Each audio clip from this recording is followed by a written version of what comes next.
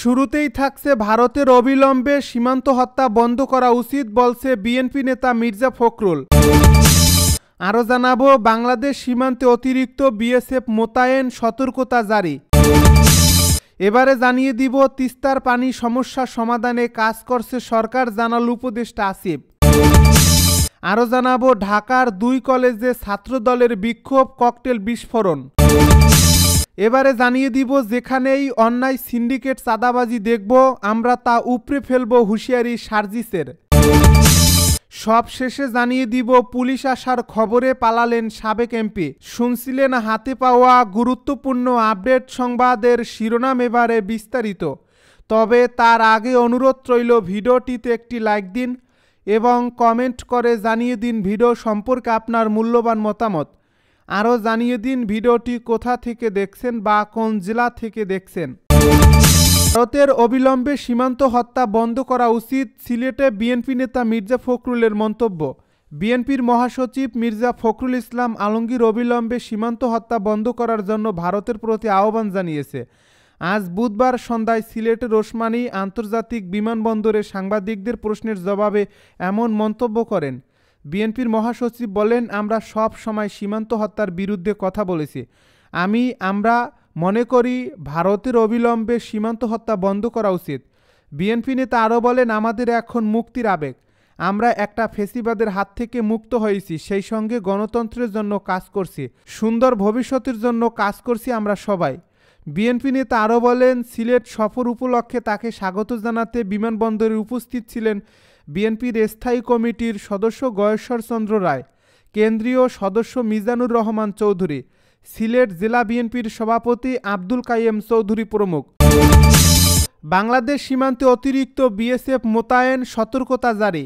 বাংলাদেশ সীমান্ত দিয়ে অনুপ্রবেশ ও জঙ্গি তৎপরতা বৃদ্ধির আশঙ্কায় ভারত অতিরিক্ত সতর্কতা জারি করেছে। সম্প্রতি দক্ষিণবঙ্গের 3টি স্পর্শকাতর জেলার সীমান্ত এলাকা পরিদর্শনের পর বিএসএফ এর দক্ষিণবঙ্গ আইজি মনিন্দর সিং একথা জানিয়েছেন। তবে ঊর্ধ্বতন কর্তৃপক্ষের অনুমতি ছাড়া কোনো চরম পদক্ষেপ গ্রহণ না করারও নির্দেশ দেওয়া হয়েছে। আইজি আরও জানান, সীমান্তে নিরাপত্তায় অতিরিক্ত বাহিনী মোতায়েন করা হয়েছে। নদিয়া, মালদা এবং মুর্শিদাবাদ সীমান্তে নিরাপত্তা নিশ্চিদ্র করতে অতিরিক্ত 22 কোম্পানি বিএসএফ জওয়ান মোতায়েন করা হচ্ছে। জানা গেছে, রাতে নজরদারির জন্য সর্বত্র নাইট ভিশন ক্যামেরা বসানো হয়েছে। সীমান্ত লাগোয়া গ্রামগুলোতে গোয়েন্দাদের শক্তিশালী নেটওয়ার্ক তৈরি করার নির্দেশও দেওয়া হয়েছে। তবে বাংলাদেশের অশান্ত পরিস্থিতির সুযোগে সীমান্ত দিয়ে সোনা পাচার কয়েক গুণ বেড়েছে। ডিসেম্বরের 3 সপ্তাহে মুর্শিদাবাদ সীমান্তে 8,070 কিলোগ্রাম সোনা আটক করা হয়েছে। এ বিষয়েও বিএসএফকে সতর্ক থাকতে বলা হয়েছে। তিস্তার পানি সমস্যা সমাধানে কাজ করছে সরকার, জানাল উপদেষ্টা আসিফ। স্থানীয় সরকার, পল্লী উন্নয়ন ও সমবায় মন্ত্রণালয় এবং যুব ও ক্রীড়া মন্ত্রণালয়ের উপদেষ্টা আসিফ মাহমুদ সজীব ভুঁইয়া বলেছেন, তিস্তা নদীতে পানি সমস্যার সমাধানে কাজ করছে অন্তর্বর্তীকালীন সরকার। আজ বুধবার দুপুরে পঞ্চগড়ের তেঁতুলিয়া উপজেলার সরকারি পাইলট উচ্চ বিদ্যালয় মাঠে অসহায় ও দুস্থদের মাঝে শীতবস্ত্র বিতরণ অনুষ্ঠানে তিনি একথা বলেন। উপদেষ্টা আসিফ মাহমুদ বলেন, বৈষম্যের শিকার এলাকাগুলোতে আমরা কাজ করছি। উত্তরবঙ্গ ফসল উৎপাদনে গুরুত্বপূর্ণ ভূমিকা পালন করে থাকে। বাংলাদেশের 70% চাহিদার তুলনায় বেশি উৎপাদন হয়ে থাকে। এখানে কৃষি শিল্পের বিকাশের সুযোগ রয়েছে। কৃষিভিত্তিক শিল্পের বিকাশ এবং উত্তরবঙ্গের মানুষের দীর্ঘদিনের যে সমস্যা, তিস্তা নদীতে পানি সমস্যা সমাধানে কাজ করছে সরকার। উত্তরবঙ্গের প্রায় 12টি জেলার 22টি উপজেলায় আমি পরিদর্শন করব, শুধু একটি বিশেষ কারণে। আপনারা জানেন, বিগত সময়ে উন্নয়ন কার্যক্রমের ক্ষেত্রে উত্তরবঙ্গ অবহেলিত হয়েছে, তাই পরিদর্শন করতে চেয়েছি। আপনাদের দাবিগুলো জানতে চাইছি। তিনি আরও বলেন, তেঁতুলিয়া এবং পঞ্চগড়ে ট্যুরিজমের বিপুল সম্ভাবনা রয়েছে। ট্যুরিজমের উন্নয়ন নিয়ে কাজ করবে এই সরকার। ঢাকার 2 কলেজে ছাত্রদলের বিক্ষোভ, ককটেল বিস্ফোরণ, আতঙ্ক। ঢাকা কলেজ শাখা ছাত্রদলের নতুন আহ্বায়ক কমিটি ঘোষণা দিয়ে অসন্তোষে টায়ার জ্বালিয়ে সড়ক অবরোধ করেছেন পদবঞ্চিত নেতাকর্মীরা। কলেজের সামনের সড়কে একাধিক ককটেল বিস্ফোরণের ঘটনাও ঘটছে। বুধবার সন্ধ্যা 7:30 পর্যন্ত কলেজের প্রধান ফটকে টায়ার জ্বালিয়ে বিক্ষোভ করেন পদবঞ্চিতরা। দিনভর একমুখী সড়কে যান চলাচল বন্ধ হওয়ায় তীব্র যানজট তৈরি হয়। পরে ধীরে ধীরে যান চলাচল স্বাভাবিক হয়। এর আগে দুপুরে মিরপুর সড়ক অবরোধ করে পদবঞ্চিত নেতাকর্মীরা ছাত্রদল কেন্দ্রীয় সভাপতি মোহাম্মদ রাকিবুল ইসলাম রাকিব এবং সাধারণ সম্পাদক নাসির উদ্দিন নাসিরের কুশপুত্তলিকা দাহ করেন। সন্ধ্যায় নিউ মার্কেট থানার ওসি মহসিন উদ্দিন বলেন, তারা চলে যান, পরে আবার সড়কে আসেন। তারা সড়কে আসার পর রাস্তা বন্ধ হয়ে যায়। এভাবেই চলছে। এর ফলে যানজট তৈরি হয়েছে। আমরা সতর্ক আছি, আমাদের পুলিশ সেখানে আছে। জানা যায়, মঙ্গলবার বিকেলে কেন্দ্রীয় ছাত্রদল ঢাকা কলেজ শাখার 37 সদস্য বিশিষ্ট আহ্বায়ক কমিটি ঘোষণা করে। এ কমিটিতে কলেজের বাংলা বিভাগের 2009-2010 শিক্ষাবর্ষের শিক্ষার্থী পিয়াল হাসানকে আহ্বায়ক এবং 2012-2013 শিক্ষাবর্ষের ব্যবস্থাপনা বিভাগের শিক্ষার্থী মোহাম্মদ মিল্লাত হোসেনকে সদস্য সচিব করা হয়। যেখানেই অন্যায়, সিন্ডিকেট, চাঁদাবাজি দেখব, আমরা তা উপড়ে ফেলব দাবি সার্জিসের। জুলাই শহীদ স্মৃতি ফাউন্ডেশনের সাধারণ সম্পাদক ও বৈষম্য বিরোধী ছাত্র আন্দোলনের অন্যতম সমন্বয়ক সার্জিস আলম বলেছেন, বাংলাদেশের একটি গুরুত্বপূর্ণ জায়গা হচ্ছে তেঁতুলিয়া, আর গুরুত্বপূর্ণ স্থলবন্দর হচ্ছে 4 দেশীয় স্থলবন্দর বাংলাবান্ধা।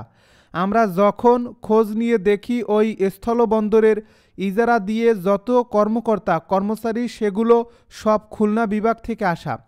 স্থলবন্দর হওয়ার সময় যত লোকের এখানে কর্মসংস্থান হওয়ার কথা ছিল সেটা না হয়ে কিছু মানুষ সিন্ডিকেট করে সকল মানুষকে জিম্মি করেছে।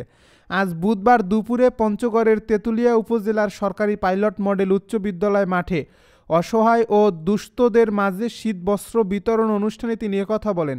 সার্জিস আলম আরও বলেন, আমরা স্পষ্ট করে বাংলাদেশের ছাত্র জনতার পক্ষ থেকে, স্পেশালি পঞ্চগড়ের তরুণ প্রজন্মের পক্ষ থেকে একটা মেসেজ দিতে চাই। আমাদের নজর ধীরে ধীরে প্রত্যেকটি সিস্টেমের দিকে যাবে। যেখানেই আমরা অন্যায় দেখব, সিন্ডিকেট দেখব, চাঁদাবাজি দেখব, আমরা তা উপড়ে ফেলব। একটা এত বড় অভ্যুত্থানের পরে, এত রক্তের পরে, জীবনের পরে যদি টাকার খেলায়, সুপারিশের খেলায় চলতে থাকে তাহলে দুইটা জিনিস হতে পারে, হয় আমরা এটা হতে দেব না, না হয় এগুলোকে বাধা দেওয়ার জন্য আমরা প্রয়োজনে আরও রক্ত দেব। তিনি আরও বলেন, আমরা ঐক্যবদ্ধ যদি থাকি তাহলে স্থলবন্দর বলি, নিয়োগ বাণিজ্য বলি, কোনোটাই আমরা হতে দেব না। পুলিশ আসার খবরে পালালেন সাবেক এমপি। দিনাজপুর শহরের বালুয়াডাঙ্গায় ময়মনসিংহ 9 আসনের সাবেক সংসদ সদস্য আনোয়ারুল আবেদিন খান আত্মগোপনে আছেন। খবরে পুলিশি অভিযান চালালেও তাকে আটক করতে পারেনি। আজ বুধবার সকাল 9:15টার সময় শহরের অন্ধ হাফেজের মোড় থেকে ষষ্ঠীতলার মাঝামাঝি বালুয়াডাঙ্গা এলাকার ঘাগরা খালের পাড়ে প্রয়াত এম.এ. কুদ্দুসের বাসায় এই অভিযান চালায় পুলিশ। স্ত্রী ও 2 সন্তান নিয়ে শহরের অন্ধ হাফেজের মোড় থেকে ষষ্ঠীতলার মাঝামাঝি বালুয়াডাঙ্গায় এক আত্মীয়ের বাসায় আত্মগোপনে আছেন ময়মনসিংহ 9 আসনের সাবেক সংসদ সদস্য আনোয়ারুল আবেদিন খান। এমন খবর জেনে আজ বুধবার সকালে প্রয়াত ব্যবসায়ী এম.এ. কুদ্দুসের সেই বাসায় যান 3 ছাত্রনেতা। স্ত্রীসহ আনোয়ারুল আবেদিন বাসার ড্রয়িং রুমে ছিলেন বলে দাবি করছেন ছাত্রনেতারা। এ সময় পরিচয় নিশ্চিত হয়ে পুলিশ সুপারকে জানান এক ছাত্রনেতা। তবে পুলিশ ঘটনাস্থলে পৌঁছে ওই সাবেক সংসদ সদস্যকে পায়নি।